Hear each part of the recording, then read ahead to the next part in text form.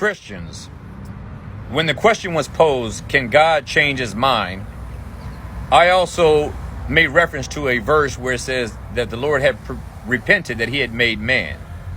And this fellow believer here says that repented could also be better translated regretted. And there may be truth to that. But it doesn't address the issue whether or not God can actually change his mind or not.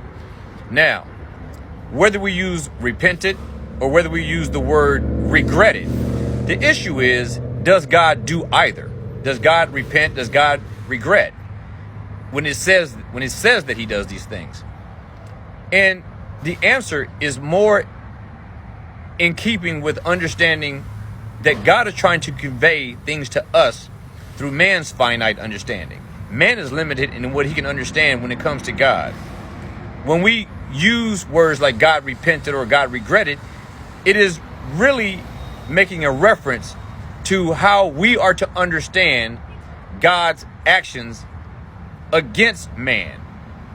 And how if it were a man, we would understand that that person repented or that person regretted something or changed his mind about something. God speaks to us in language where we are to understand things in the way he uses to express himself.